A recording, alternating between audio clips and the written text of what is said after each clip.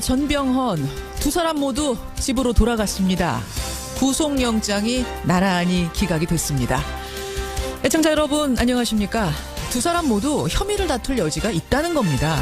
먼저 김태효 전 비서관 사이버사 증언을 하면서 우리 사람을 뽑으라 라는 VIP의 강조사항을 군에 전달한 의혹을 받고 있죠. 그런데 다툴 여지가 있다는 거고요. 전병헌 전 정무수석은 과거에 홈쇼핑 제어가 과정에서 뇌물을 받은 혐의인데 역시 다툴 여지가 있다는 게 이유입니다.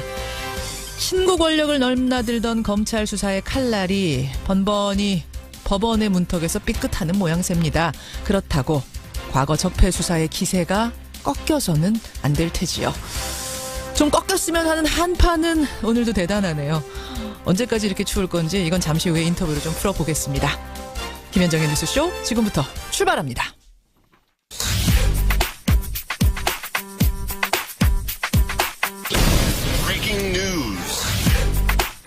김현정의 뉴스쇼가 주목한 오늘의 포인트 김정훈 기자 나와 있습니다. 어서 오세요, 김 기자. 네. 오늘 아침 첫 번째 포인트는 뭘 봐야 되나요? 네, 제동 걸린 MB 수사입니다. 역시 그 문제군요. 네. 어제 이명박 전 대통령 메신저라고 불렸던 김태효 전 대외전략비서관 구속을 면했죠. 예. 영장 실질 심사를 받았는데 오늘 새벽 풀려났습니다. 법원이 구속영장을 기각하면서 피의자의 역할과 관여 정도의 다툼의 여지가 있다 이렇게 밝혔거든요. 그렇죠. 앞서서 검찰은 김 전 비서관이요, 김관진 전 국방장관과 공모를 했고 군 심리전단에 우리 사람을 증언하라는 이명박 전 대통령의 지시를 전달했다 이렇게 의심을 해왔습니다. 예. 이 때문에 이 전 대통령의 메신저라고 불렸는데 법원은 다툼의 여지가 있다 이렇게 본 것이죠. 그렇죠. 앞서 김관진 전 장관 또 임관빈 전 국방부 정책실장도 구속 적부심사에서 풀려났습니다. 예. 결국 군 댓글 공작 전반에 관한 수사가 차질을 빚게 됐고요. 이명박 전 대통령에게 향하던 검찰의 칼날도 허공을 헤매게 됐네요. 바로 그 앞에서 멈춘 거예요. 사실은 MB 수사 앞에서. 네. 전병헌 전 정무수석도 구속을 피했습니다. 두 번째예요. 예, 두 번째로 청구된 구속영장도 법원이 기각을 했네요. 예. 법원은 홈쇼핑 업체 뇌물수수 혐의에 대해서 범행이 의심은 되지만 다툴 여지도 있다 이렇게 설명을 했습니다. 현 정부 실세를 향해서 두 차례나 구속영장을 청구했던 검찰인데 무리한 수사 아니면은 부실한 수사 이런 비판을 받을 것 같네요. 예. 하여튼 뭐 두 가의 굵직한 영장이 다 기각이 되면서 검찰로서는 좀 타격이 있을 것 같습니다. 그렇습니다. 다음 포인트 보죠. 네, 널뛰는 가상화폐의 옥주액입니다. 비트코인 가격 뭐 하루에도 수백만 원 오르락 내리락 한다는 건 여러분도 이제 잘 아실 텐데 드디어 정부가 규제에 적극적으로 나섰군요. 네, 금융위원회가 어제 유사수신행위 규제법 개정안을 마련하겠다고 밝혔습니다. 예. 정부의 기준에 맞춘 가상화폐 거래소에 대해서만 영업을 허용하겠다는 취지죠. 소비자 보호 또 자금 세탁 방지 고객 자산 별도 예치 등의 까다로운 기준을 충족해야만 비트코인을 비롯한 가상화폐 거래를 인정해 주겠다는 겁니다. 지금은 그냥 신고만 하면 거래소 누구나 열 수 있는 거였다고요. 그렇죠. 네. 근데 법무부는 한 발 더 나가서 이 가상화폐 거래 전면 금지 방안까지 검토를 하고 있거든요. 이에 맞춰서 우리은행 또 산업은행 등은 가상화폐 거래소에 제공해온 가상 계좌를 올해 안에 폐쇄하기로 해서 그 제동이 본격화하는 것으로 보이네요. 가상 계좌를 폐쇄하겠다. 네. 그래요. 이런 조치들이 비트코인 광풍을 잠재울지 아니면 오히려 제도권 밖으로 튕겨나가서 열풍이 또 뭐랄까 좀 삐뚤어진 형태로 더 가열되는 건 아닌지 이걸 좀 가늠해봐야 될 텐데. 네. 그래요. 정부의 고민도 깊은 것 같습니다. 마지막 포인트 하나만 더 보죠. 네, 구상권 굴레벗은 강정마을입니다. 강정마을 해군기지 건설 반대로 손실 입었다 해서 박근혜 정부가 구상권 청구했었던 건데 그거를 문재인 정부가 취하하기로 한 거죠? 네, 청구된 금액이 34억 5천만 원이나 됐거든요. 예. 갈등을 겪었던 강정마을 주민들이 감당하기에는 버거웠는데 그 굴레가 벗겨진 것입니다. 이거 문재인 대통령 공약이기도 했죠. 예. 어제 정부가 최종 결정을 내렸고요. 강정마을을 비롯한 제주는 물론 당연히 환영 일색이고 강정 주민들에 대한 사면 복권까지 아울러 요청을 하고 있고요. 그런데 일각에서는 불법 시위의 책임을 국가가 면책해 준 건 잘못된 선례라는 그런 비판을 내놓고 있기도 합니다. 그래요. 여기까지 오늘의 포인트. 김정훈 기자 수고하셨습니다. 네. 비박계 복당파인 김성태 의원이 한국당의 새 원내대표로 선출됐습니다. 뜨거운 욕망대에 전부 다 집어넣고 대여 투쟁력 강화해서 문재인 정권의 독단과 전행 포퓰리즘을 막아내는 전사로서 여러분들과 함께 서겠습니다. 예, 전사가 되겠다. 김성태 의원의 일성이었습니다. 제1야당 자유한국당의 새 원내사령탑에 우뚝 섰죠. 당선 일성은요. 대여 투쟁력을 강화해서 문재인 정권의 독단과 전횡, 포퓰리즘을 막아내겠다는 거였습니다. 사실은 어깨가 무겁습니다. 내년 지방선거도 치러내야 되는데 당 지지율은 반등의 기미도 보이지 않고요. 이런 상황에서 원내대표가 된 김성태 의원 만나보죠. 자유한국당 신임 원내대표입니다. 김성태 원내대표님 안녕하세요. 축하드립니다. 예, 감사합니다. 김성태입니다. 과반을 넘기는 후보가 없으면 결선 가는 거였잖아요. 그렇습니다. 과반을 딱 한 표 넘기셨어요. 예, 예. 55표 딱 들으셨을 때 어떠셨습니까? 개표 결과를 듣고 처음 든 생각은 예. 다양한 생각들을 가지고 계신 의원님들의 반 이상이 저를 선택해 주셨구나 하는 고마운 마음이었죠. 또 다른 후보를 지지해 주신 분들도 많으니까 예. 앞으로 원내대표로 활동하면서 그분들의 판단도 더욱더 존중해야 되겠구나 하는 그런 생각을 들었습니다. 근데 참 국회의원들이 뭐 10만 명 20만 명, 30만 명 지역 유권자들에게는 좋은 정책 공약과 그리고 좋은 메시지, 좋은 또 스피치 하면은 웬만큼 판단이 서는데 사실상 심리 물기는 알아도 이 국회의원들 마음은 모릅니다. 그래서 표심이라는 게 정말 어려운 건데 너무나 감사한 결과죠. 결선 갈 각오는 사실 하고 계셨어요? 어떠셨어요? 솔직한 심정은 결선까지는 안 간다고 봤습니다. 자신이 그럼 있으셨던 거네요, 어느 정도? 자신은 분명히 있었습니다. 분명히 있으셨습니까? 당선 일성이 상당히 비장했습니다. 예. 야당 대표가 국회법 위반했다고 최초로 고발당하는 한이 있더라도 대여 투쟁의 끈을 놓지 않겠다. 예. 문재인 정권의 독단과 전횡, 포퓰리즘 막아내는 전사로 서겠다. 예. 저는 전쟁터 나가시는 줄 알았어요. 예. 아니 어떤 심정입니까? 전사가 되겠다. 그럴 정도로 우리는 지금 현재 문재인 정권이 들어선 지 8개월이 이제 돼가고 있지 않습니까? 예. 그런 제1야당이 야당답지 못한 야당으로서 우리 당원은 기본이고 국민들조차도 저게 무슨 야당이냐 할 정도의 그런 많은 손가락질을 받았습니다. 비록 정권은 빼앗겼지만은 국민 여러분께서 우리 자유한국당을 제1야당으로 만들어 주신 의미는 바로 보수의 가치 아래 또 정부 여당의 일방적인 독주를 제대로 견제하라는 것인데 보수의 가치, 예. 그걸 제대로 하지 못한 그런 무기력감이 있었죠. 그거는 뭐 전임 원내 지도부에 대한 책임을 제가 이야기하는 게 아니라 바로 아직 우리 자신들이 야당으로서 제대로 된 체질 전환이 이루어지지 않았기 때문에 그런 거죠. 체질 전환. 막 그런 측면에서 저부터 이제 앞으로 이런 무기력한 야당 체제를 극복하는 그런 최선봉에서 전사로 서겠다. 그거는 문재인 정권의 독단과 전횡, 이런 포퓰리즘 정책 그리고 정치 보복에 맞서겠다는 거죠. 전사가 돼서 지금 대여 투쟁 강조를 계속하셨는데 오늘 여당인 민주당이 내놓은 그 축하 메시지 보니까 어제 내놨군요. 협치하자, 상생하자 이런 거였고 오늘 우원식 원내대표도 만나시잖아요. 만나면 아마 같은 말씀하실 겁니다. 협치하자, 상생하자. 거기에 대해서 뭐라고 답하시겠습니까? 저는 개인적으로 우원식 원내대표 뭐 아주 좋은 정치인이라고 보는 사람입니다. 마침 조금 전에 이 방송 시작하기 전에 전화가 오셔가지고 통화하셨어요? 통화를 했습니다. 제가 정중하게 오늘 방문하겠다. 방문해서 이야기하자. 근데 아까 자신하고 통화해서 제대로 싸우는 이제 야당 만났다. 잘 싸워보자 이런 전화 서로 주고받았는데. 잘 싸워보자 앞으로 그러셨어요? 김 원내대표께서. 잘 싸우자는 말은 결국 나쁜 의미가 아니에요. 그러자 뭐라 그러세요? 우 원내대표는. 아니 우 원내대표도 잘 싸워보자고. 서로 잘 싸우자고. 두 분 다 전사 되시면은 그럼 이거 협치 상생 어려운 거 아닙니까? 원래 뭐 제대로 싸우고 나면은 서로가 서로를 인정하는 그런 관계가 되는 것이죠. 그런가요? 그러니까 뭐 막무가내 싸움이 아니라 정책을 넣고 겨뤄보자 뭐 이런 말씀이신 거죠? 그렇습니다. 알겠습니다. 김성태 원내대표 만나고 있습니다. 홍준표 당대표가요. 이번 국회 예산안 처리 끝난 뒤에 이런 말씀하셨어요. 앞으로는 원내일에 내가 간섭하겠다. 당대표가 원내일에 간섭하겠다. 이거 공개적으로 발언하는 걸 전 처음 본 것 같은데 이건 어떻게 생각하세요? 자유한국당 당헌 당규에는 당대표와 원내대표의 역할이 명확하게 구분되고 있습니다. 서로 그 선은 막 이렇게 침범하고 예. 또 집에 개입할 수 있는 구조가 아니에요. 너무나 명확하기 때문에 명확하게. 지난번 홍 대표께서 그런 발언을 한 부분은 예.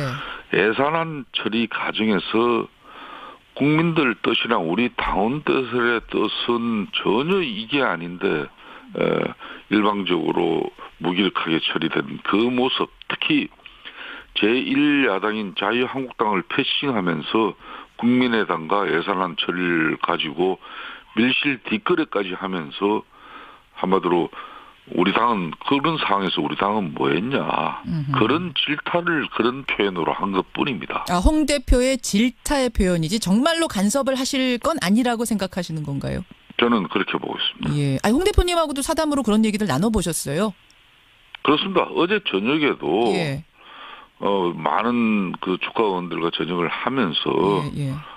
자신이 그런 부분에 당헌 당규를 누구보다 잘 알고 있는 사람인데 오직 답답했으면 그런 얘기를 했겠냐는 오죽 그런 겁니다. 답답했으면 그랬겠냐는 표현일 뿐이다. 나 그 선 예, 넘지 않겠다. 근데 홍준표 대표 얘기가 나왔으니 말입니다만 사실은 그 보수의 몰락, 우리 요즘 보수의 몰락에 대해 얘기를 하는데 그때 나오는 것이 보수가 품격을 잃었다는 얘기가 나오고 홍준표 대표 이야기가 이번 경선 과정에서도 많이 나왔습니다. 네. 막말이다. 아니 홍준표 대표는 서민의 언어다. 이런 것 갖고선 이제 옥신각신했었는데 어떻게 생각하세요? 이제 홍준표 대표의 흔히 말하는 여러 우려가 있지 않습니까? 예. 막말이나 또 너무 직설적인 표현인데 그게 너무 거칠어서 예. 그런 여러 우려가 있습니다만은 앞으로 홍준표 대표는 제가 어제 공식적으로 대표의 이제 쉽게 말하면 직설적이고 예. 좀 거친 표현은 이제 원내 그동안 제대로 싸우지 못했기 때문에 본인이 그렇게 싸울 수밖에 없는 대신. 그런 상황에 있다고 저는 이해를 하고 앞으로 그런 부분은 나한테 맡기고 본인은 덕당과 그리고 여야 간의 갈등과 또 국정 운영이 원만히 돌아가지 못한 그런 대치 정국에서의 해법을 제시하면서 때로는 중재할 수 있는 그런 덕장으로서의 모습을 갖출 수 있다는 그런 분위기도 제가 느꼈습니다. 그러셨군요. 그러니까 이제 전사 역할은 김성태 원내대표가 하시는 거고 네. 홍준표 대표는 덕담 건네는 덕장의 이미지로 가겠다. 역할 분담하신 거예요. 네. 그러니까 그분이 그렇다고 해서 그 타고난 기질이나 탁월한 그 표현 방식을 금방 안 바꿉니다. 그렇죠. 그렇지만은 지금까지 사실상 원내에서 소화시켜야 할 부분을 당 대표가 자기의 직설적인 입장과 표현 방식으로 전달하고자 했던 그런 애달픔이 많았으니까 애달품. 이제 앞으로 그런 부분은 학주로 될 거라는 거죠. 그래요. 김성태 신임 원내대표. 그나저나 첫 번째 임무가 바로 주어졌습니다. 예. 한국당 최경환 의원에 대한 국회 체포동의안 표결 처리. 본회의 하루 더 잡아야 되고요. 표결도 해야 되는데 어떻게 하실 생각이십니까? 아직 법무부가 제출한 체포동의안도 보지 못한 상태입니다. 못 보셨어요? 체포동의안에 적시된 내용과 구속이 왜 필요한지 그 사유를 먼저 파악해야 되는 것이고 이후에 의원총회에서 총의를 모아서 대응 방안을 결정하겠습니다. 다만 이거 강조하고 싶은 것은 문재인 정권이 현재 국정원 특활비 문제를 정치 보복의 수단과 무기로 악용하고 있다는 것이에요. 제가 원내대표 되기 전에 한 활동이 뭔가 하면은 정치 보복 대책 특위 위원장입니다. 특활비를 비롯해 국정원의 이런 과거에 잘못된 가능은 분명히 바로잡아야 됩니다. 반드시. 그러면 김 의원님, 김 원내대표님. 본회의 여는 것부터 합의 안 하실 생각이세요? 아니면 본회의는 열되 표결은 불참하는 이쪽 생각 갖고 계세요? 저는 우원식 그리고 김동철 그리고 정우택 우리 전임 원내대표가 합의한 12월 임시국회 의사 일정을 저는 존중합니다. 예, 그 이제 22일 본회의는 분명한 열리게 돼 있어요. 사실은 예. 이 세 분이 이미 최경환 의원이 검찰 수사가 이루어지고 있고 예. 검찰에서 소환뿐만 아니라 수사를 통해서 앞으로 이 수사의 또 방향이 어떻게 가는지 웬만큼 다 알고 있는 사람들이에요. 예. 그런 선상에서 12월 임시국회 일정이 잡혔기 때문에 예. 거기에서 잡힌 본회의 일정도 저는 존중할 뿐더러 그 세 분의 임시국회 일정을 저는 전체적으로 존중한다는 겁니다. 그 거기는- 말은 또 예. 충분하게 협의해서 합의한 의사 일정을 본회의 일정을 예. 또 일방적으로 뭐 어느 주장에 의해서 제가 수용해야 될 일도 없다는 거죠. 제가 설명을 잠깐 드릴게요, 청취자들께. 지금 예. 그 잡혀 있는 거는 22일 하루예요, 본회의가. 예. 그 하루 가지고는 체포동의안을 보고하고 표결하고를 다 할 수가 없습니다. 하루를 더 잡아야 되거든요. 그럼 그건 합의 못할, 동의하기 어렵단 말씀으로 들리네요. 그 부분은 지금 판단할 사안은 아니라고 봅니다. 제가 왜 안 하는 그 입장을 좀 첨언을 왜 드리면 이렇게 신중하세요? 예. 지금 지난번 예산 처리 과정에서 철저하게 제1야당인 자유한국당이 패싱당했습니다. 패싱 당했죠. 그것도 더군다나 밀실 야합에 의해 가지고 서로 뒷거래를 했단 말이에요. 뭐 거기에 대해서는 이제 국민의당이나 민주당은 전혀 인정하지 그런 않고 있긴 측면에서 합니다. 민주당이 대국민 사과를 하고 국민의당도 마찬가지입니다. 그리고 국회 운영에 관한 실질적인 진정한 협력과 협조를 예. 당부하고 요청을 해야지. 예. 밀실 뒷거래한 그런 한마디로 작물을 가지고 다시 이걸 제대로 된 정상적인 거래로 이렇게 바꿔놓고자 하는데 그런 일에 제가 왜 공범이 됩니까? 알겠습니다. 오늘 첫 인터뷰였는데 아까 전사라는 표현 쓰셨는데 첫 인터뷰부터 좀 강한 발언들이 나오네요. 오늘 우원식 원내대표 또 김동철 원내대표 이분들과 어떤 이야기들 나누실지도 저희가 관심 있게 보겠고요. 앞으로 예. 신임 원내대표로서 좋은 정치 부탁드리겠습니다. 예, 감사합니다. 예, 고맙습니다. 예. 자유한국당 김성태 신임 원내대표였습니다. 김성환의 행간 시사평론가 김성환 씨 나오셨습니다. 어서 오십시오. 네, 안녕하세요. 오늘도 굵직한 뉴스가 많은데 네. 문재인 대통령 중국 가는 것도 아주 큰 뉴스잖아요. 네, 그런데 중국 가는 것도 문제지만 예. 중국 가기 전에 중국 언론과 인터뷰한 내용도 지금 미묘한 파장을 불러일으키고 있습니다. 관영 매체죠. CCTV. 예, CCTV가 문재인 대통령을 인터뷰해서 방영을 했는데 그 내용이 교묘하게 편집이 됐다는 사실이 드러났습니다. 편집이. 이 문재인 대통령 인터뷰 편집한 중국 CCTV 이 뉴스의 행간을 좀 살펴볼까 합니다. 그러니까 8일에 사전 녹화를 해서 이건 우리가 알고 있었어요. 네, 예. 그거를 방영을 한 건데 네. 언제 했죠? 사흘 뒤, 그러니까 녹화를 한 지 사흘 뒤니까요. 엊그제 밤 10시 30분에 방영을 했습니다. 한 25분가량 했는데요. 예, 예. 그러니까 청와대는 편집한 사실을 몰랐던 것 같아요. 그러니까 방영 3시간 전쯤에 기자들에게 인터뷰 전문을 배포했습니다. 예. 근데 기자들이 인터뷰 전문하고 실제 방영된 내용을 비교해 보니까 예. 이게 뭔가 좀 다르네?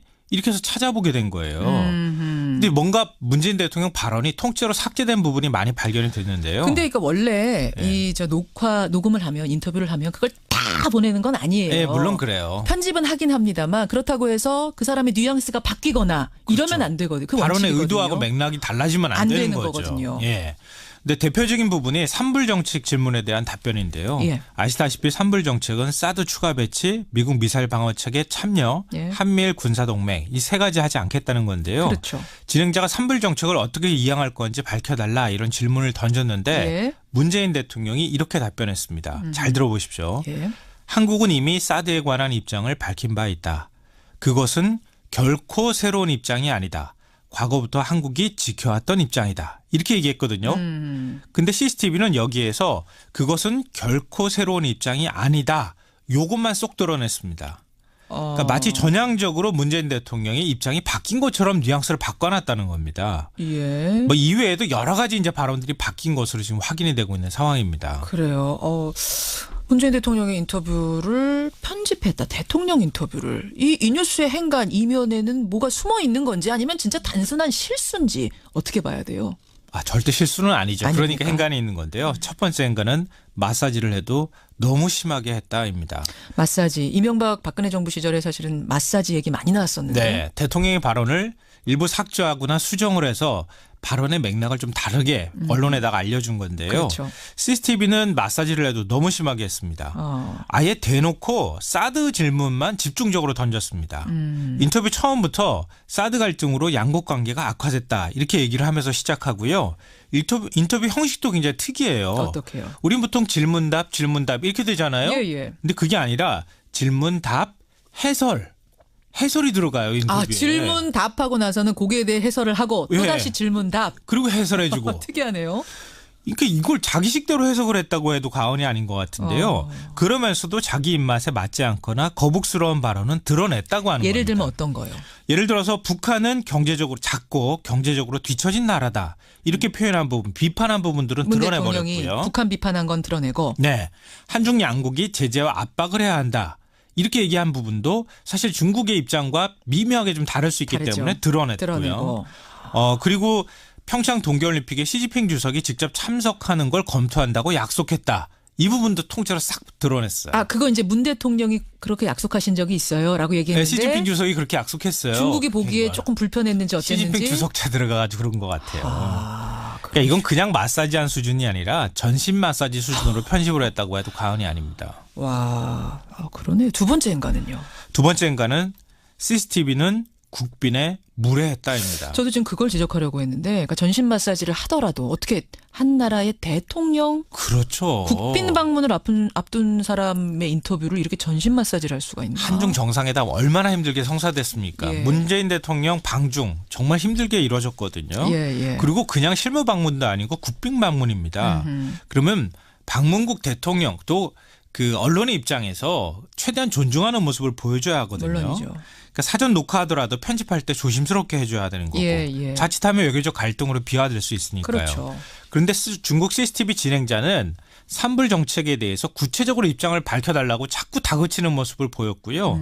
마지막 부분에서는 오히려 훈계조로 이렇게 얘기합니다. 어떻게요? 한국 측이 진일보한 실질적 조치를 취해 한중 관계 발전의 모든 장애물을 제거하기 바란다 이렇게 얘기하면서 오히려 한국의 신뢰 회복을 막 주문하는 모습들을 보여요. 한국이 좀 모든 장애물을 제거해 주세요. 네. 같이 제거합시다도 아니고 네.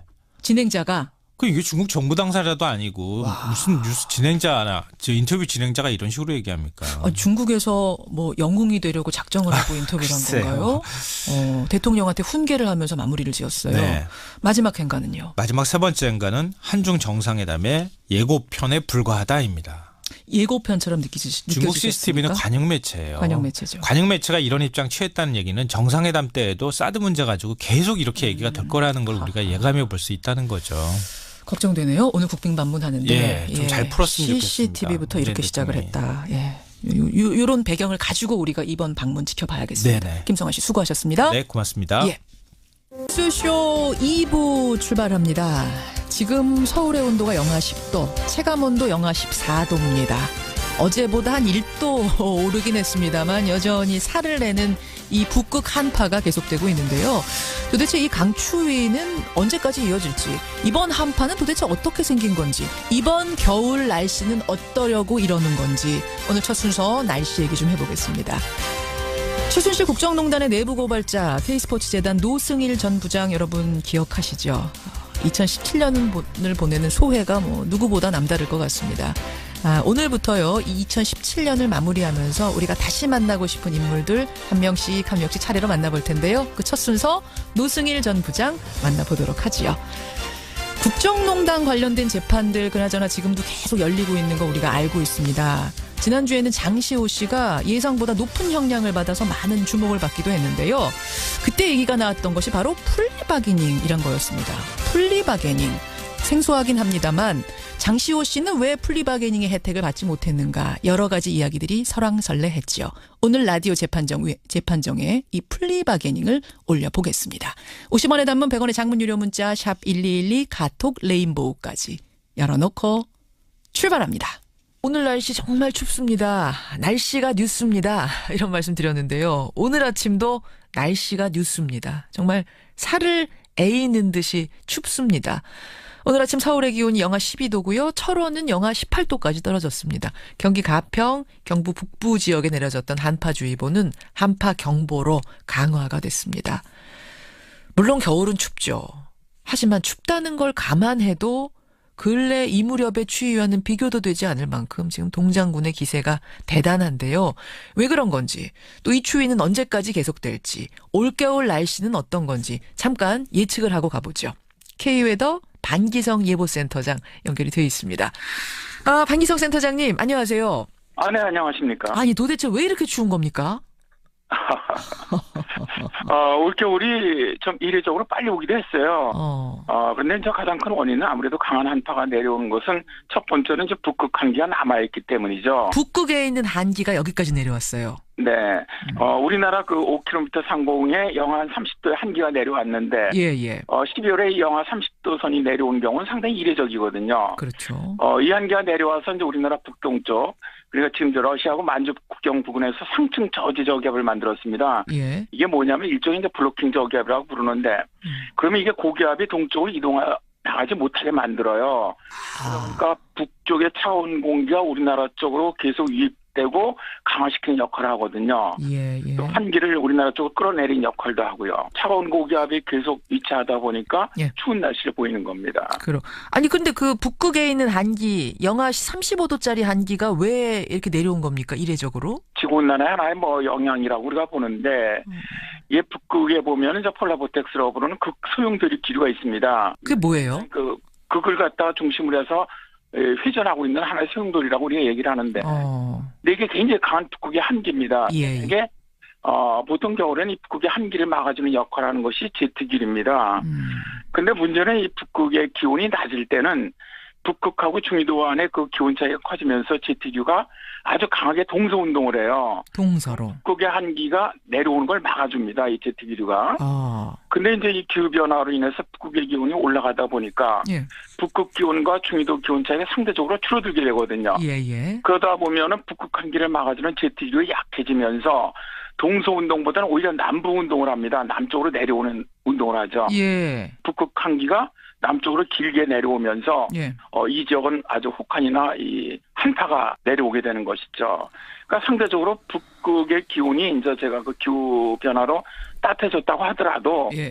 중위도에 비해서는 상당히 춥거든요. 아무리 뭐 거기가 높아졌다고 상대적인 개념인 것이지. 예. 그러다 보니까 이 북극의 한기가 남쪽으로 쭉 제트기를 따라서 내려온 지역 쪽으로는 거의 뭐 영하 한 20도까지 내려가는 한파가 닥치는 것이죠.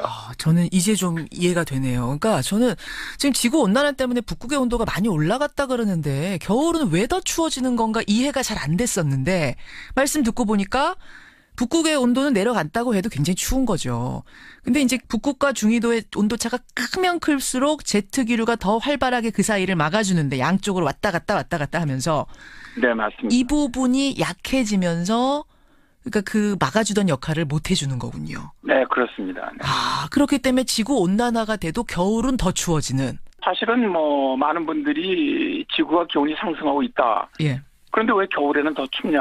뭐 이렇게 말씀하시거든요. 예. 그래서 이제 저희들이 이것을 지구온난화의 역설이라고 부르는 것이죠. 지구 온난화의 역설. 네, 그러니까 실제로 지구온난화로 인해서 나타나는 기상현상 중 가장 심각한 것이 기온 상승이거든요. 예. 그러니까 뭐 여름에는 뭐 요새 계속 폭염이 닥치고 있지 않습니까? 대프리카라고 우리 지난 여름에 대구를 불렀잖아요. 너무 네, 더워서. 그렇습니다. 그런데 이제 겨울에 평년보다 더 추워지는 경우도 바로 이 지구온난화로 인한 기온 상승의 영향 때문이라는 것이죠, 결국은. 그렇게 되는 거군요. 그럼 이번 한파 그리고 올 겨울 날씨를 좀 예측해 봐야 될 텐데 우선 이번 한파는 언제 풀립니까? 지금 이번에 내려온 강한 한파는 뭐 이번 주말 토요일 정도에 일시적으로 약간 좀 풀릴 것 같아요. 예. 그러나 이제 다시 17, 18, 19일에 또다시 한파가 또 내려오거든요. 두 번째. 또다시. 네네. 그리고 나서 이제 그게 지나가고 지금 보기에는 한 성탄절 부근에서 약간 이제 평년 기온 정도 회복한 다음에 예. 다시 12월 말서부터 1월 초에 한파가 또 내려올 거예요. 그렇게. 그 센터장님 잠깐만요. 제 예로부터 우리 겨울 추위 하면은 사만사온 그랬잖아요. 네네. 3일 추우면 4일은 풀려야 하고 이래야 되는데 이번 한파는 지난 금요일부터 시작이 됐는데 아직도 풀릴 기미가 안 보이고 주말까지 계속 간다 그러면 왜 이 사만사온은 무너진 겁니까? 사실 우리나라의 뭐 전통적으로 내려오는 겨울 기상현상 중에 하나가 바로 사만사원이죠. 예, 예. 최근에 이런 주기적인 사원현상이 나타나질 않아요. 저희들이 그래서 이건 이제 고전적인 기상현상이라고 부르는데 예, 예. 이게 왜 그러냐면 최근에 이제 지구온난화로 인한 기후변의 영향으로 이런 모든 날씨들이 변하고 있다는 거죠. 역시 지구온난화. 네, 그러니까 이제 사만사원의 온난 주기가 아주 불규칙적으로 변해 나간다는 거예요. 올해 같은 경우도 11월부터 추웠는데 예. 예를 들어서 13일간 계속해서 평년보다 춥다가 이틀이 따뜻했거든요. 맞아요. 그럼 이거는 14만 이온이거든요. 14만 이온. 앞으로도 사만사원의 어떤 이런 주기적인 날씨는 보기 힘들어지지 않겠느냐 그렇게 보고 있습니다. 우리 예전에 교과서에서 이제 겨울 특징 하면은 사만사원 이런 거만 외우고 시험 보고 이랬는데 더 이상은 이 의미가 없네요. 교과서에서도 빠져야 되게 생겼네요. 네, 거의 안 나타납니다. 이제는 잘. 하하. 자, 그럼 이제 올 겨울의 전반적인 날씨 예측을 좀 해볼게요. 지난 여름에는 근래 어느 때보다 더운 여름을 보냈습니다. 40도에 육박할 정도로. 그럼 이번 겨울도 혹시 그 정도를 예상하고 있어야 되나요? 일단 평년보다는 추운 그런 겨울이 될 거로 보고 있습니다. 일단 현재 라니냐 현상이 현재 진행 중에 있거든요. 예, 예. 라니냐 현상은 저 동태평양 해수 온도가 이제 평년보다 낮은 형태인데 일단 뭐 올 겨울에는 뭐 약한 형태로 계속 진행될 것이다. 그게 예상이 되고 있고 예. 대개 이렇게 라니냐가 있는 해에는 우리나라 겨울이 추운 경향을 많이 보입니다. 이제 물론 올해 지금 12월이 평년에 비해서 현재 3도 이상 낮은 아주 혹한이거든요. 너무 추워요. 평균 기온이 3도라면 엄청 추운 엄청난 거죠. 예. 작년, 재작년보다 지금 올해가 거의 뭐 3도에서 6도 정도 낮은 기온입니다. 평년 기온이. 그러니까 3도면은 뭐 별거 아닌 거 아니야 하실지 모르지만 이게 평균 기온 3도면 진짜 어마어마한 거예요. 엄청 추운 겁니다. 예. 진짜로. 그러니까 뭐 거의 이례적인 역대급 올해 12월은 추인데 네. 1월, 2월에도 평년보다는 기온은 낮을 것이다. 그러나 이제 이 3월처럼 평년보다 3도 이상 낮은 그런 혹한은 아닐 것을 일단은 예상을 합니다. 다만 저 기온의 높낮이 추워졌다가 기온이 또 올라가고 이런 진폭이 좀 심한 이런 겨울이 될 가능성이 높을 것을 일단 봅니다. 그래요. 얘기를 하다 보면 다 이게 지구온난화로 모여요. 요즘 날씨 얘기를 했다 하면. 근데 심각성을 이번에 우리가 절절히 느꼈는데 센터장님은 어떻게 그 뭐 내복이라도 하나 좀 껴입고 다니세요? 이렇게 추울 때는? 저는 내복 입습니다. 왜? 저는 오히려 그게 지혜로운 삶이라고 생각하거든요. 그리고 지혜로운 삶도 삶이고 그 지구 온난화를 위한다는 측면에서도 난방 좀 덜하고 내복 껴입어서 온도 올리는 내복 다시 입기 캠페인 전 이런 거 해야 된다고 생각해요. 맞습니다. 전적으로 네 찬성합니다. 여기까지 말씀 듣죠. 고맙습니다. 네, 감사합니다. K웨더 예보센터의 반기성 센터장이었습니다.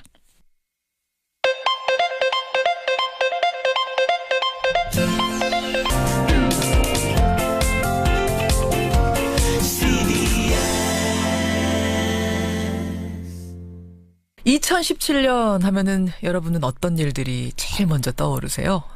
저희 뉴스쇼에서는 오늘부터 연말까지 인터뷰 그 후가 궁금했던 분들을 한 분씩 차례로 만나볼까 합니다. 오늘 첫 순서는요. 지난 겨울 불거졌던 박근혜 최순실 국정농단 사태에서 그야말로 맹활약했던 분이죠. 노승일 전 K스포츠 부장. 지난 5월에 저와 인터뷰를 했었는데 그 후로 7개월이 지난 지금은 어떻게 지내고 있는지 올 한 해를 함께 마감해 보겠습니다. 노승일 전 K스포츠 부장 연결이 돼 있습니다. 노 부장님 안녕하세요. 네, 안녕하세요. 노승일입니다. 아니 현재 직함을 제가 찾다 보니까 네네. 사단법인 대한청소년체육회의 이사장, 네. 이사장이세요?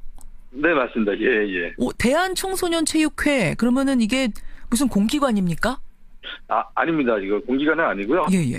제가 지난번에 그 이완영 의원이 그 저를 이제 명예훼손을 고소하면서 예. 안민석 의원님이 이제 변호사 비용을 모금해달라고 트위터에 올리셨는데 이틀 만에 1억 3,700만 원이 모였어요. 이틀 만에요? 제가 그 돈을 그 박창현 신부님한테 받았는데 예. 이거는 이제 다시 이제 사회로 환원해야 되겠다라는 결정을 해가지고 사단법인을 만들었습니다. 일종의 공익재단을 만드신 거군요. 네네네. 지금 현재 우리나라 실정에 보면 돈이 없어서 운동을 포기하는 친구들이 많거든요. 예. 또 부모님이 또 포기를 시키는 경우가 많아서 그들을 이제 도와드리고자 해서 이거를 좀 만들어 봤습니다. 그러고 보니까 노승일 이사장도 저 배드민턴 선수 출신이시잖아요.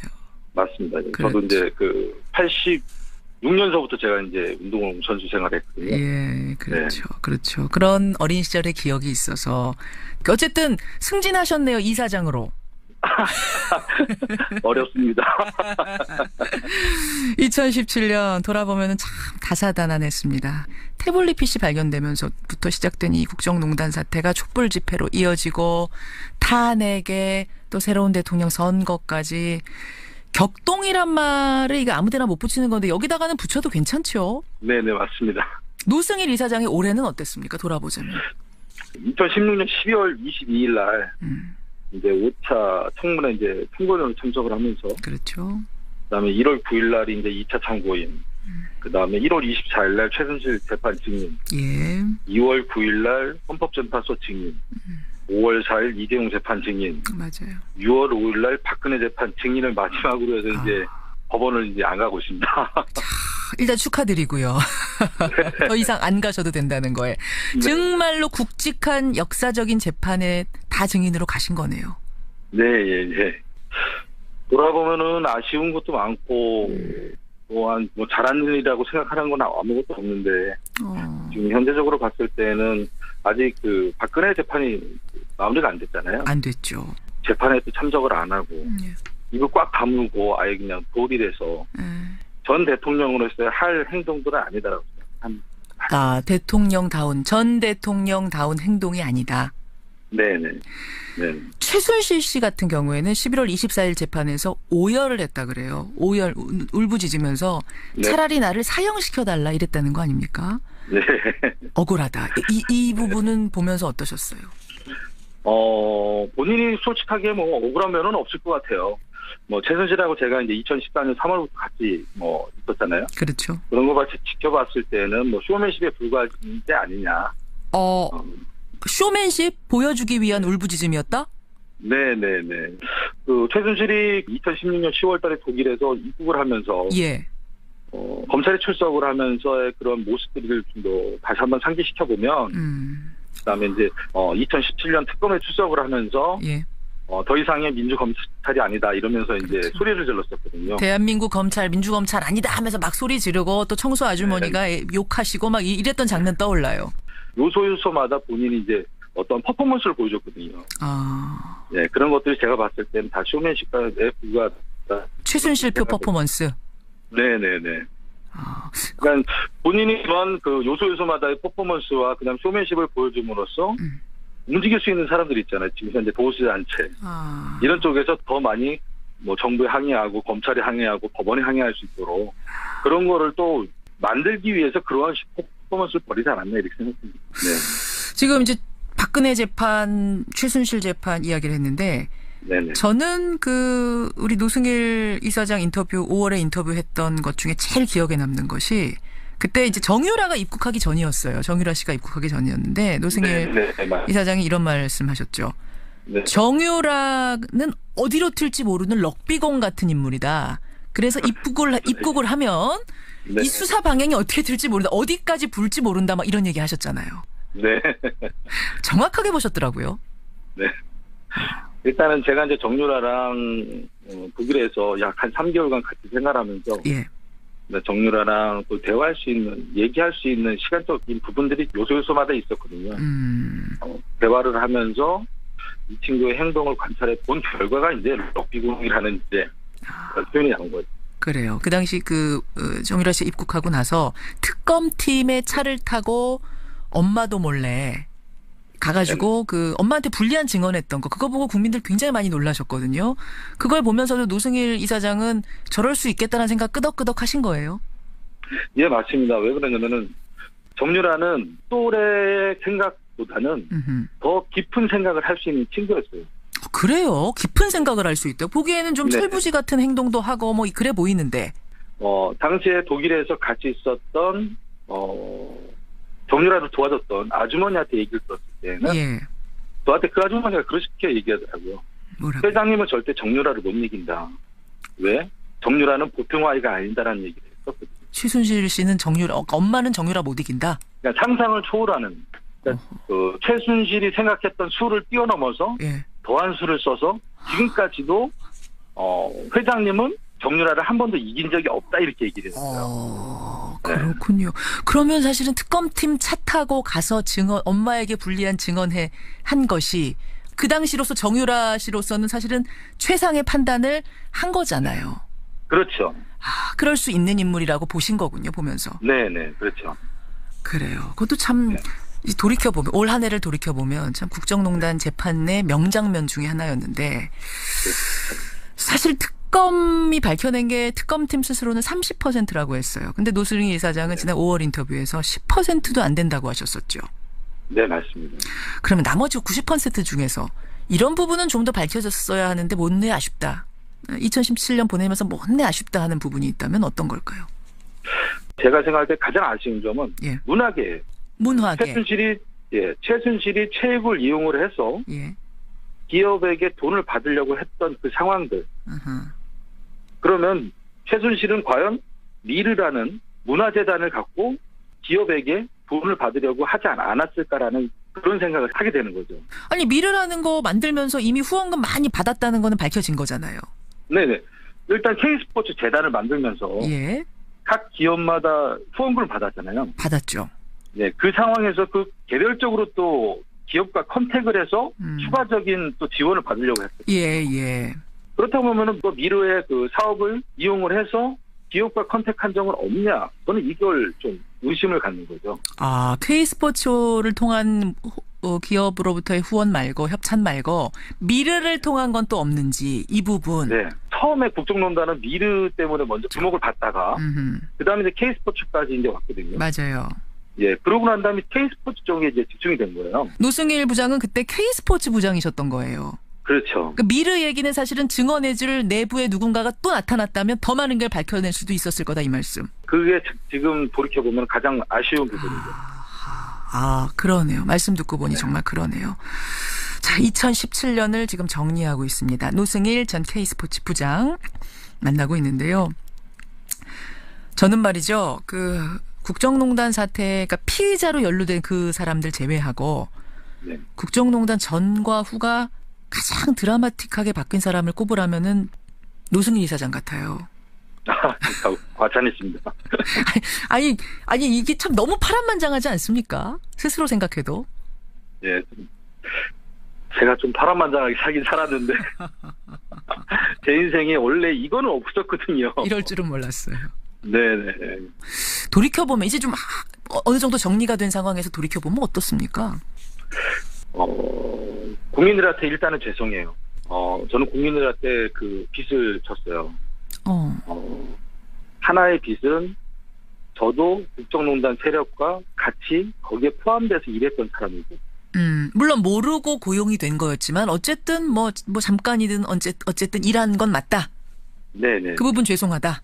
네네. 그 예. 부분은 정말 국민들한테 사죄드려야 되고. 또 하나의 빚은 촛불 집회. 촛불 집회에 빚을 졌다. 만약에 그때 당시에 촛불 집회가 일어나지 않았더라면 예. 제가 아무리 증언을 하고 했어도 언론에서의 그 촛불 집회가 일어나면서 언론이 도와줬잖아요. 그렇죠. 그러면서 이제 제가 이제 특명인들 안전을 보장을 받았잖아요. 국민들이 저 노승일 증인을 보호해야 된다, 신변 보호 막 요청하고 이랬잖아요. 촛불 집회가 아니었으면은 제가 이렇게 두 다리로 걸으면서 예. 이런 대한청소년 체육회라는 사업을 다시 할 수 있었나라는 생각을 돌이켜보면 국민들한테 죄송하면서도 예. 또 한편으로는 감사한 마음이죠. 그 얘기 나왔으니 말인데 지금은 혹시 위험한 일 같은 거 안 당하세요? 뭐 협박을 당한다든지 그런 일 없습니까? 그런 경우는 없어요. 그런데 이제 매일 이제 생각을 하면서 들어가죠. 누군가가 있지 않을까? 혹시나. 트라우마가 있으신 거네요. 그러니까 트라우마가. 그렇죠. 그래요. 아이고. 네. 예, 노승일 이사장. 자, 이렇게 해서 2017년 갑니다. 네. 이 재판은 우리가 끝까지 관심 갖고 지켜보기로 하고요. 네. 개인적인 소망, 새해 소망은 뭔가요? 새 소망은 2018년에는 대한청소년체육회가 예. 크게 좀 발전했으면 좋겠어요. 그래서 저희가 지금 후원금이 이제 생각보다 이제 안 들어오는 상태에서 예. 그래서 지금 하고 있는 게 지금 일하러 갑니다. 라고 해서 제가 음식점이나 아니면 과일 가게에 가서 서빙을 하거나 판매를 하고 거기에서 받은 아르바이트 비용을 후원금으로 이제 다시 넣어놔요. 대한청소년체육. 아르바이트를 해서 그거 얼마 되지도 않을 텐데 식당 가서 아르바이트 해봤자. 예. 그리고 이제 지금 책을 쓰고 있어요. 아하. 2014년 최순실을 만나면서 예. 겪었던 일들, 검찰 출석하면서 증언했던 내용들. 회고록이군요, 일종의. 네네. 그래서 책을 써서 인쇄를 받아서 인쇄로 아이들한테 희망을 주고 싶은 생각에 내년도 새해 소망, 2018년 새해 소망은 대한청소년체육회가 크게 발전됐으면 좋겠고요. 예. 또한 책이 엄청나게 팔렸으면 좋겠어요. 아우 솔직하세요. 그냥 엄청나게 팔려서 그 돈으로 체육을 하고자 하는 그 꿈나무들에게 힘을 팍팍 실어주고 싶다 그 소망이신 거죠? 네, 맞습니다. 예. 예. 대한청소년체육회 잘 됐으면 좋겠고 개인적으로도 네. 행복하셨으면 좋겠어요. 네, 감사합니다. 더 이상은 파란만장하지 마세요. 네, 알겠습니다. 2017년 마무리 인터뷰 마지막은 웃음으로 끝나서 참 기분 좋네요. 네, 감사합니다. 예. 귀한 시간 고맙습니다. 네, 감사합니다. 고마워하세요. 예, 고맙습니다. 전 K스포츠의 부장이었죠. 지금은 사단법인 대한청소년체육회 이사장으로 재직하고 있습니다. 노승일 씨였습니다.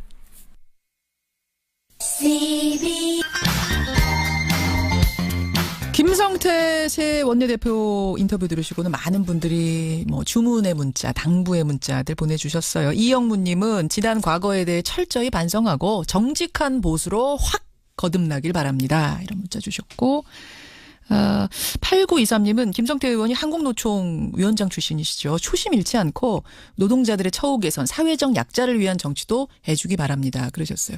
어제 그 김성태 원내대표의 일성 가운데 하나가 서민과 노동자를 위한 정당이 되겠다 이 이야기를 하셨거든요. 서민과 노동자가 되겠다라는 이야기를 사실은 보수당에서 하는 게 이게 쉽지 않은 이야기인데 그런 얘기도 있었습니다. 노승일 이사장, 노승일 전 K스포츠 부장과 인터뷰 들으시고는 정숙자님 응원합니다. 어쨌든 국정농단 밝혀냈는데 정말 큰일 하셨어요. 고명성님 이런 문자도 주셨고 날씨 얘기 들으시거든요. 7067님 춥죠. 하지만 추워야 겨울 아닙니까? 이런 분 계시고 김대규님은 사만사원 무너졌다고요? 아유, 사만사원이 정말 그립습니다. 그래요. 예전에는 사만사원도 추워했는데 정말 이제는 그리울 처지가 됐죠. 민경현님은 아까 내복 입자 이 얘기 들으시고는 내복 입는 건 좋은데요. 지하철 타면 또 너무 답답해요. 겨울 참 어렵네요. 추운 새벽에 나오느라 애써주시는 뉴스쇼 팀들도 고맙습니다. 아유, 저희한테 인사까지 고맙습니다. 여러분의 의견 잘 받았습니다.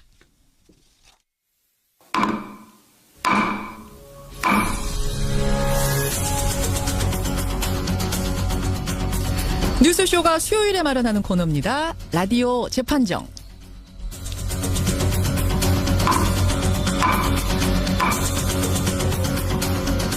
라디오 재판정 오늘도 두 분의 반가운 변호사 나오셨습니다. 노영희 변호사님 어서 오세요. 네, 자세히 들여다보면 생각보다 귀엽고 재밌습니다. 라디오 재판장의 노영희 변호사입니다.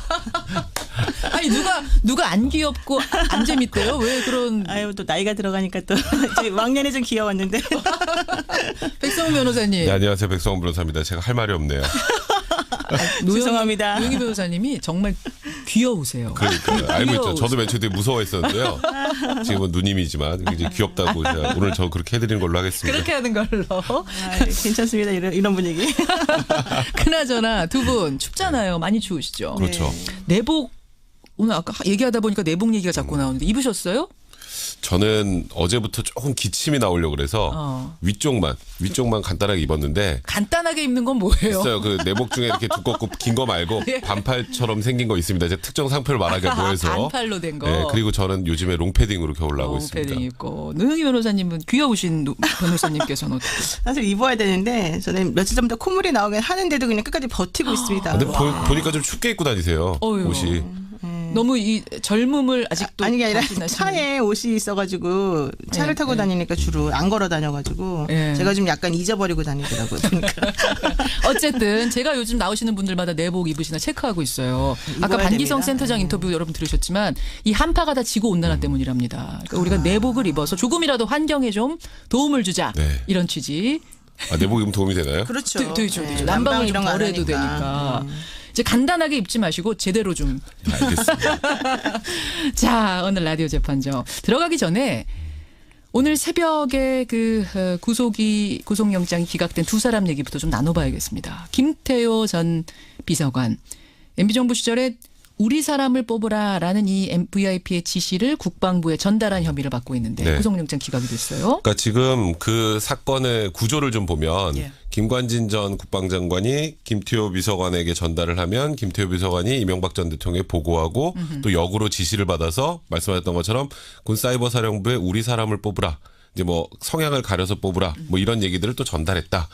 이제 어찌 보면 이 큰 줄기의 중간 연결고리에 있는 메신저 분입니다. 역할을 한 거예요. 근데 사실 김관진 전 장관이 구속이 됐다가 구속적 부심을 통해서 풀려났죠. 그렇죠. 그 다음부터 사실 법원의 기류가 조금 묘한 것 같아요. 그 뒤에 영장 발부된 거 보셨나요? 없네요. 그러고 보니까. 그리고 이번 내용도 역시 마찬가지로 김관진 전 장관이 적부심에서 풀려날 때랑 내용이 똑같습니다. 그러니까 혐의 자체가 다툴 여지가 많다는 다툴 거예요. 여지가 있다. 그러니까 쉽게 말해서 검찰이 아직 완벽하게 수사를 못했다는 뜻입니다. 이제 법원의 입장에서 바라보면 다툴 여지가 있다는 뜻이 그런 거예요. 네, 수사 그렇죠. 더해라. 부실하다 이거. 그러니까 쉽게 말해서 이거는 다퉈서 무죄로 나올 수 있는 사람인데 예를 들어서 그런데 이걸 구속을 시키는 건 너무 중하다. 그럼 이건 피의자의 방어권 행사 차원에서 불구속 상태에서 수사를 하는 것이 맞다라는 취지거든요. 그런 의미군요. 이제 그렇다면 지금 소위 이명박 전 대통령에 대한 수사까지 올라가는 과정에 예. 사실 검찰이 치명상을 입은 거나 마찬가지 상황입니다.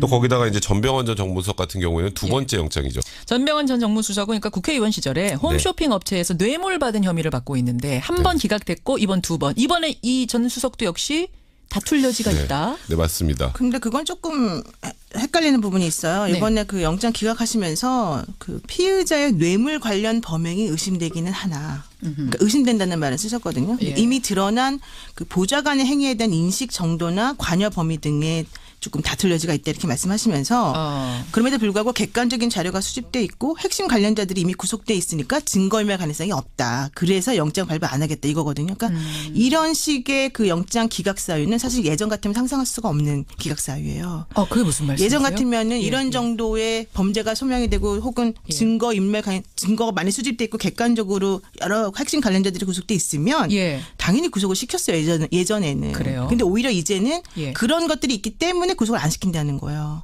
그러니까 검찰이 사실 헷갈릴 수밖에 없는 구조인 것 같아요. 이제부터는. 검찰이. 예, 왜냐하면 예전 같으면 이건 당연히 영장이 나오는 사안인데 지금 이런 상황으로 계속해서 지금 똑같은 패턴으로 기각 사유가 나온다는 것은 앞으로 법원이 영장 발부를 아주 신중하게 하겠다. 이런 얘기를 할 수 있거든요. 기류가 바뀌었다고 보시는 바뀐 것으로 지금 보여져요. 그러면 전병헌 수석, 전 수석이긴 합니다만 이번 정권의 권력자기 때문에 일부러 봐준 거라고 보세요. 그런 건 아니고요. 그건 아니고. 그러니까 검찰 입장에서는 첫 번째 그때 롯데홈쇼핑 관련해서 구속영장을 청구했다 기각이 됐죠. 그래서 그 이후에 이제 절치부심을 해서 거기만 있는 게 아니다. 그래서 GS홈쇼핑도 압수수색을 진행을 하고 맞아요. 그다음에 또 현재 정무수석에 있으면서 무언가 또 그 게임산업진흥을 위해서 좀 압박을 했다라는 내용까지 추가가 됐어요. 이번에 넣을 때. 네, 혐의가 두 개가 추가가 된 겁니다. 그래서 이번에는 검찰도 좀 자신감을 보였거든요. 왜냐하면 현재 살아있는 권력을 쉽게 말해서 오빠 오셨잖아요. 그렇게까지 수사를 했는데 구속을 못 시킨다라면 그럼 검찰이 무리한 수사를 한 게 아닌가라는 또 눈초리를 받을 수밖에 없어요. 그러니까 지금 현재 저희가 이렇게 우리는 편하게 설명을 해드리지만 검찰 내부는 정말 부글부글 끓는 분위기입니다. 그렇군요. 이렇게 되면 이제 권순호 부장판사가 이번에 영장 기각 판사님이신데 아마도 이제 그 우병우 전 수석에 대한 영장 실질 심사에도 영향을 미치지 않을까. 어떻게요? 그러니까는 같은 패턴으로 나올 가능성이 좀 있고요. 이제 원래 우병우 전 수석은 그 민정수석의 업무 범위가 매우 애매하고 추상적이기 때문에 계속해서 그동안 기각이 됐었는데 이번 같은 경우에도 같은 판단을 해보게 되면 기각이군요. 네, 기각될 가능성이 좀 또 높지 기각이군요. 않을까. 네, 그러니까 마지막으로 또 기각되지 않을까. 그러니까 이번에는 이제 국정원으로부터 이제 불법 민간인 사찰을 하고 그다음에 이석 특별감찰관에 대한 동향을 보고받았다. 추명호 국장으로부터.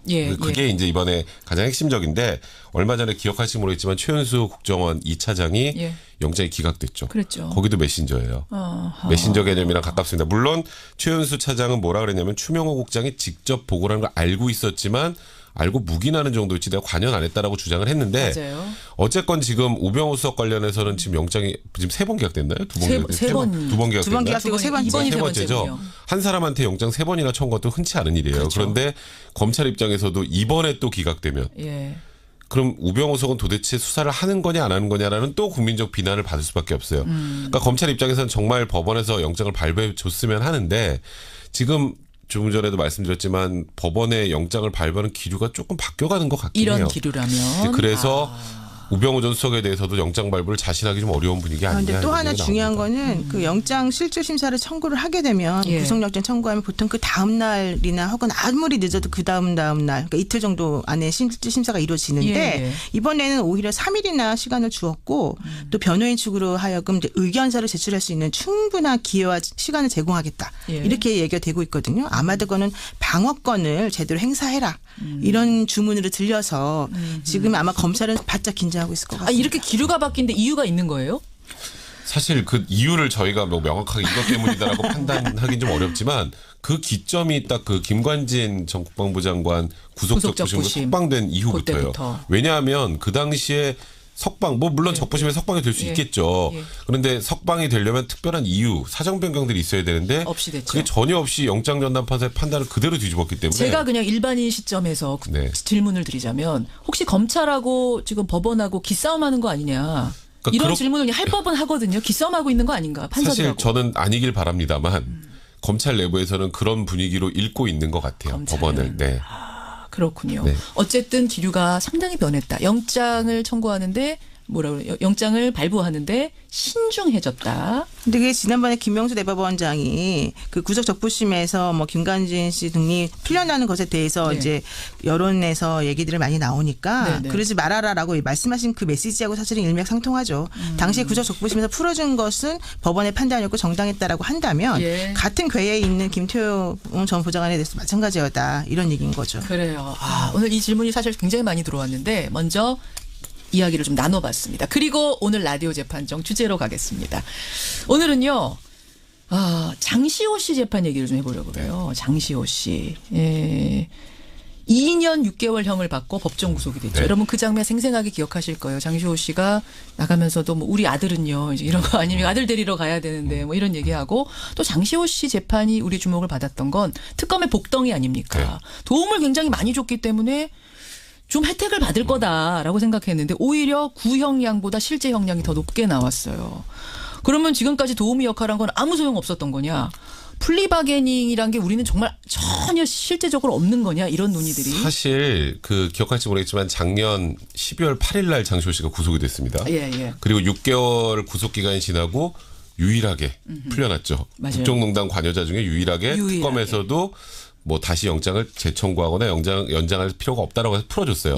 거기다가 장시호 씨가 받고 있는 혐의에 비하면 정말 굉장히 낮은 1년 6개월 구형했습니다. 그 의미는 뭐냐면 특검에서 장시호는 풀어주세요. 그렇죠. 그러니까 시그널을 계속 보낸 거예요. 재판부에. 장시호 없었으면 이 수사 이렇게 안 됩니다. 그러니까 쉽게 말해서 장시호가 없었으면 극단적인 표현을 쓰면 박근혜, 최순실 두 사람을 기소를 못했을 수 있다는 얘기까지 나올 정도였으니까요.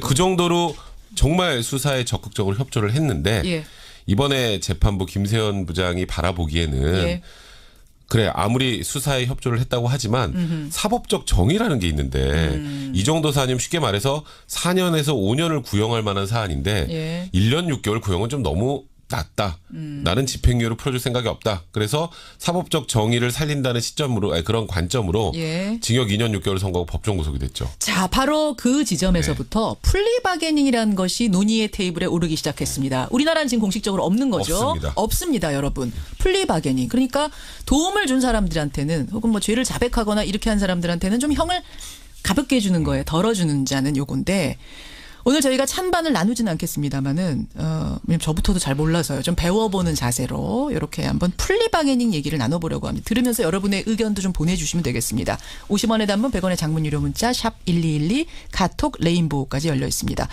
오늘 막 투표를 하진 않지만 두 분 의견이 갈리는지는 제가 확인을 해볼게요. 백 변호사님. 저는 당연히 플리바게닝은 찬성입니다. 도입해야 된다? 노 변호사님? 저는 굳이 도입할 필요가 없다고 보는데 왜 그러냐면 이미 사실은 그 제도가 명시되지는 않았지만 플리바게닝이 많이 이루어지고 있어요. 현실적으로 그 수사와 관련해서. 게다가 검찰이 현재 가지고 있는 권력이 너무 많아요. 기소 독점주의 이런 것들 또 수사 지휘권 이런 것들이 많기 때문에 예. 이분들이 만약에 플리바게닝까지 할 수 있게 된다면 예. 정말 검찰 출신 전관들만 완전히 대박 나는 거죠. 아, 대박. 그분들만 대박 나게. 그렇죠. 왜냐하면 너무 많은 권력. 검사들하고 협상을 할 수밖에 없거든요. 변호사들이 그 예. 피고인의. 아, 요거 하나를 더 피해자의. 드릴 테니까 조금 더 네네. 깎아주세요. 뭐 이런 협상. 그렇죠. 바게닝. 그리고 우리 서로 아는데 우리 내가 A 줄 테니까 너는 B 줘라. 우리는 뭐 이렇게 해줄 테니까 서로 간에 주고받고 하자. 이런 얘기가 서로 간에 너무 잘 될 수밖에 없지 않습니까? 예를 들면 마약 수사 같은 거 할 때 이제 제가 저를 예를 들면 안 되고 그 노변도 안 되고 배변도 안 되고 A 씨가 네. 마약을 해서 잡혀왔습니다. 너 같이 한 사람 누구야? 제가 2명을 더 불 테니까요. 제 형량 좀 깎아주세요. 지금 하고 이게 있어요. 플리바게닝. 네, 거죠. 마약 지금 수사를 하고 있어요. 마약을. 있는데 하고 문제는 이제 아까 조금 전에 플리바게닝을 도입한 거나 마찬가지. 그러니까 쉽게 말해서 지금도 사실 제도권에 들어와 있지는 않지만 하고 있다는 표현을 썼는데 이번에 장시호 씨 재판을 보시면 예. 검찰이 아무리 형을 깎아주고 싶어도 법원에서 싫어. 그럼 끝이에요. 공식적인 게 아니니까. 어차피 법원은 쉽게 말해서 올려치기가 가능하거든요. 그럼 그게 플리바게닝입니까? 아니죠, 일단. 예, 그러면요, 백 변호사님. 아니, 지금 노 잠깐만요. 변호사님, 예. 그러면은 차라리 아예 검찰은 기소를 안 할 수도 있어요. 기소하고 안 하고가 검찰 마음이거든요. 현재로서는. 기소 독점주의니까. 그럼 아예 이제부터는 그냥 그런 식으로 법원 나와? 그럼 예. 우리는 기소도 안 하겠어라고 할 수도 있는 거죠. 그러니까 극단적으로. 현재 그렇다는 게 아니라. 그럼 핵심적으로 반대하시는 이유는 우리 상황에서는 검찰이 너무 많은 권력을 갖고 있기 네, 지금 때문에 현재도 사실은 그게 하고 핵심 있다. 이유. 네, 현재도 자, 백 사실은 하고 변호사님 있다. 너무 많은 권력을 주면 안 된다 검찰한테. 지금 이렇게 얘기를 해볼게요. 그러니까 지금 그런 부작용이 있을 수 있어요. 그게 반대하는 지점에서 가장 크게 나오는 목소리인데 예. 1992년에 미국의 이제 뉴욕주에 대해서 가장 이제 좀 센 마피아 두목 존 고티라는 사람이 있었습니다. 예, 예. 건드릴 수가 없었어요.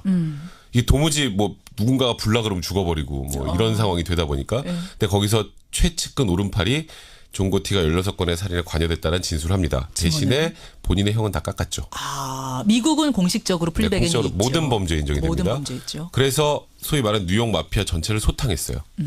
그러면은 그 오른팔인 사람을 굳이 감옥에 넣으면서 존 고티라는 몸통까지 못 가는 게 맞는 건지 사회적으로 봤을 때 이 예. 사람이 형을 깎아주고 큰 거악이나 범죄의 몸통을 처리하는 게 맞는 건지 그거는 수사의 그러니까 그 사회적인 관점에서 바라보면 사실 제일 큰 목적은 거악 척결입니다. 이번 사건도 장시호 씨가 물론 지금 약간 걱정되는 건 어제 그제군요. 다물었어요. 이재용 부회장의 재판에서부터 조금 기류가 바뀌었어요. 맞아요. 예.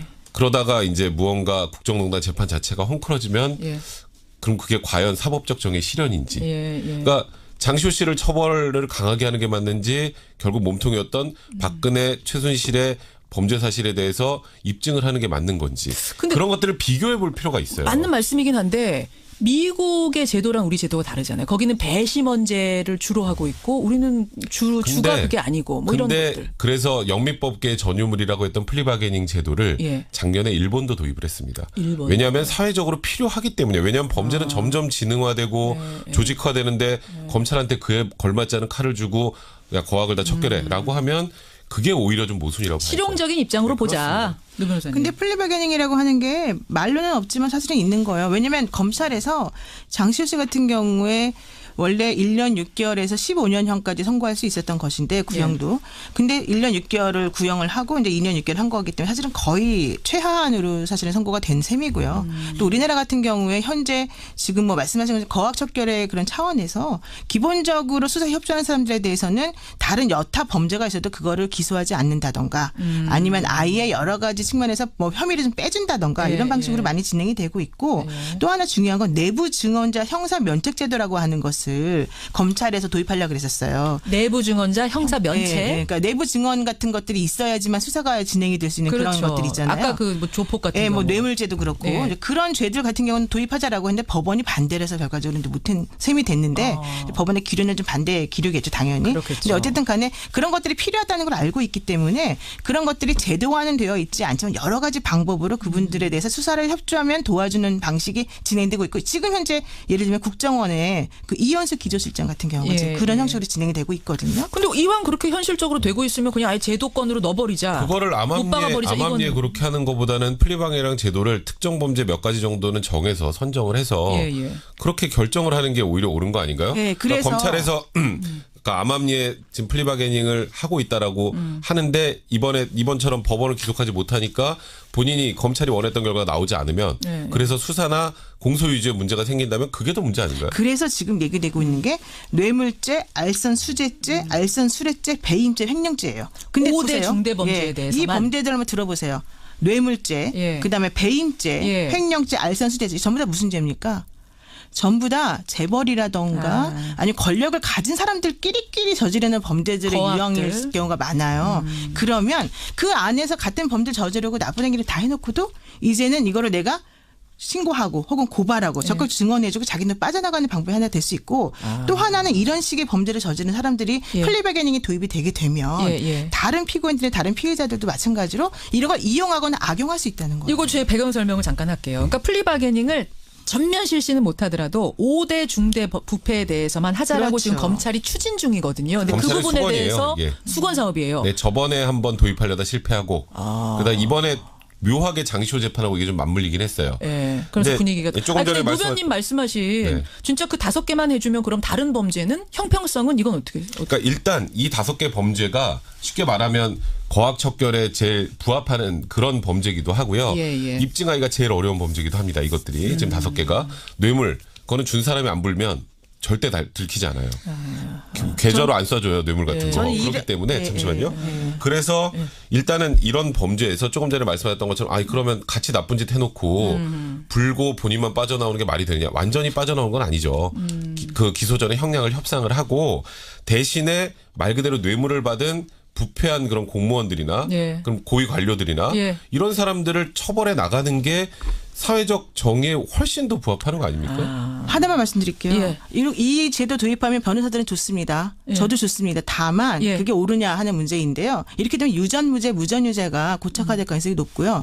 정말로 돈 없어서 혹은 검찰에게 줄 게 없는 일반 범죄자들은 엄격하게 처벌이 되고 뭔가 협상할 수 있는 카드가 있는 사람들은 오히려 검찰하고 딜을 통해서 본인들의 죄를 깎아버리는 그런 사회적인 부정의가 훨씬 더 부작용을 걱정하시는 거군요. 부작용이 있을 수 있다. 협상 카드라는 표현을 쓰셨는데요. 협상이 무슨 뭐 이렇게 저렇게 해서 뭐 좋은 변호 선임했으니까 잘 좀 해서 이런 게 아니라 본인이 아니라 본인보다 훨씬 큰 내용에 대한 사실관계들을 검찰에 진술을 해주면서 그러면서 이제 소위 말해서 빠져나온 거지 이게 돈이 많다고 뭐 되는 건 아닙니다. 그렇게만 되면 얼마나 좋겠습니까? 제도랑 현실이 다르거든요. 두 분 오늘 오늘 원래 Q&A 아니었어요? 원래 Q&A 아니었어요? 여느 때보다 더 열심히 찬반 토론을 하시네요.